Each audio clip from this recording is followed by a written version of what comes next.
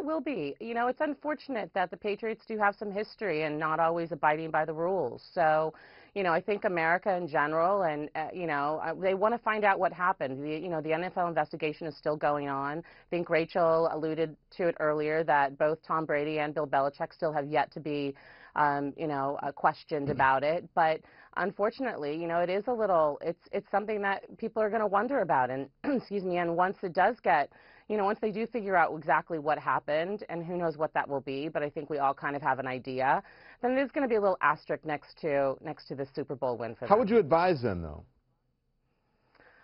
Well, unfortunately, with the issues that they've had in the past, it's something that I think if I had been Tom Brady, I would have said, just come clean.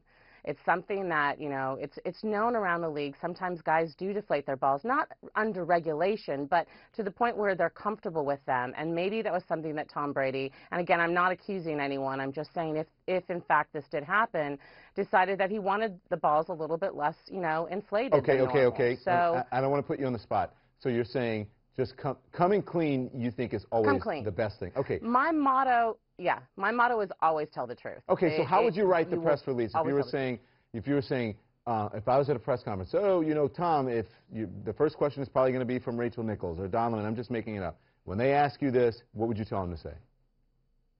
Say, well, unfortunately, I have, those balls were directed by me to the ball boy to deflate those balls because that is my comfort level in throwing them. And if they went under regulation on accident or on purpose, I'm sorry that happened. It will not happen again. And I apologize to my teammates. I apologize to the league. And I apologize to the fans if, in fact, that did happen. Okay. I'm in the studio with a bunch of guys. They're all NFL fans. What do you think? Would you buy that? What would you guys think?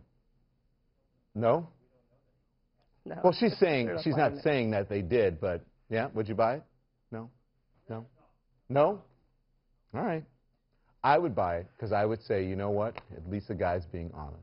Right? And I think that's what most people want. Honesty is the best policy when something like that happens. And I think in his press conference, he alluded to everything but telling the truth, and I think everybody kind of knows the truth at this point. Can we talk about Warren Sapp now?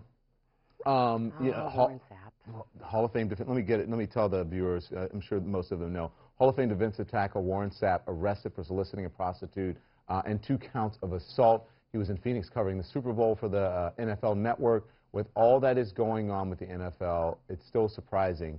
But what do you think of this, Denise? Well, he is retired. That doesn't give him any excuse, though, because he was there on behalf of NFL Network, which is owned by the league. So he does have, he does have things that he needs to pay attention to when it comes to still representing the league as a past player and as a current analyst for NFL Network. It's unfortunate. This isn't Warren Sapp's first brush with the law. And unfortunately, he found himself in a very precarious situation this morning. And the alleged incident, I still like to say alleged because he hasn't been found guilty of anything yet, although he did admit this morning to police that he did have sexual relations with one of the prostitutes.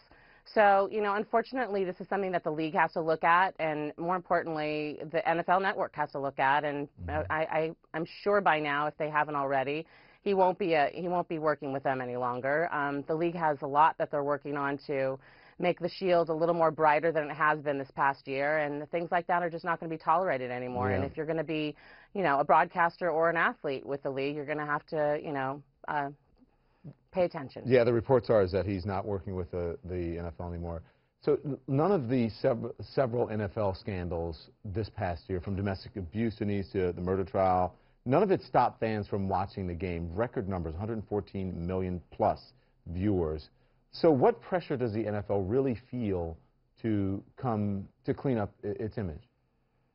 I think they feel a lot of pressure, especially from the women's rights groups. I don't think that there's any less pressure than there was just because we had, record-breaking ratings with the Super Bowl. I mean, America loves football. They're not going to stop watching it. They prove that regardless of what happens. But I think women's groups and domestic violence groups are going to make sure that, the league pays attention and it does what it needs to do to rectify the situations that we've had this past season. So I don't think it lessens the impact at all all. And I think it actually brings more awareness because, I mean, look how many people watched the Super Bowl yesterday. Look at the couple ads that they had regarding domestic violence and domestic abuse.